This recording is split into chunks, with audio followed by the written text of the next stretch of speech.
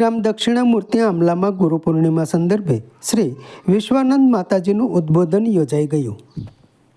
શ્રી ગ્રામ દક્ષિણામૂર્તિ આંબલામાં ગુરુ પૂર્ણિમા સંદર્ભે શ્રી વિશ્વાનંદ માતાજીનું ઉદ્બોધન યોજાઈ ગયું.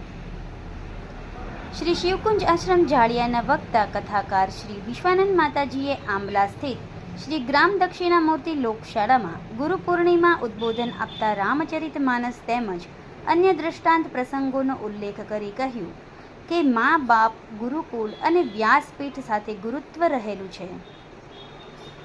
સંસ્થાના આચાર્ય શ્રી વાઘજીભાઈ કરમટિયા, સંસ્થાના અગ્રણી શ્રી રાજુભાઈ વાળા અને કાર્યકર્તા પરિવાર સંકલનમાં રહેલ.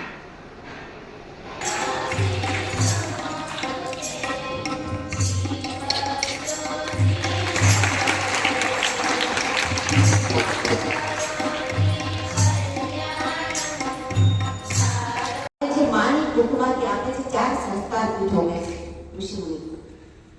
એમાં પ્રથમ સંસ્કાર પીઠ હોય ને તો એ છે માની કુખ. અને માની કુખમાંથી જે મળે, માના દૂધમાંથી જે મળે ને એ બીજી ક્યાંય મળે. એટલે પ્રથમ ગુરુ એ મા છે.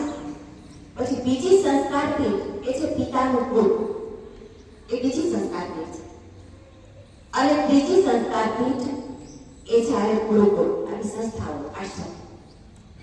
અને ચોથી સંસ્કાર પીઠ એ છે વ્યાસપીઠ, એટલે કે સત્સંગ પીઠ. અત્યારે તમને જેટલી સાઈડ છે ભાઈ એમ કહ્યું છે કે ગુરુ પૂજન એટલે શું? તો ગુરુ પૂજન એટલે ધ્યેય પૂજન. આપણે જે લક્ષ્ય નક્કી કરવું, એ લક્ષ્ય સુધી પહોંચવું બહુ કઠિન, પણ એક લક્ષ્ય, એક ધ્યેય આપણે નક્કી કરી લઈએ તો ત્યાં પહોંચી તો શકાય જ.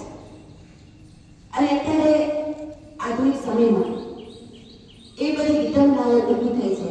ઘણી વખત એવું થતું કે ગુરુ કરવા કોને ગુરુ માનવા. પણ જો ચિરંજીવી કેતને પણ વાત કરી, અંજલિ પણ વાત કરી, વિદ્યાર્થીભાઈએ પણ વાત કરી, સાહેબે પણ વાત કરી, તો વ્યક્તિને જ ગુરુ કહી શકાય એવું પણ નથી. અત્યારે એવું બને છે ને સાહેબ, એક વ્યક્તિને ગુરુ બનાવે પછી એક પારાબંધી આવી જાય છે કે કોઈ બંધાઈ ગયો તારે બીજે ક્યાંય જવાનું જ નહીં.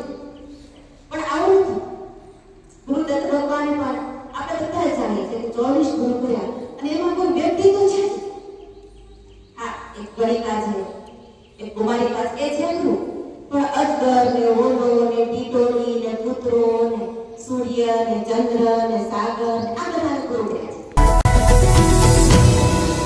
લાઈક કરો, શેર કરો અને સબસ્ક્રાઇબ પણ કરો.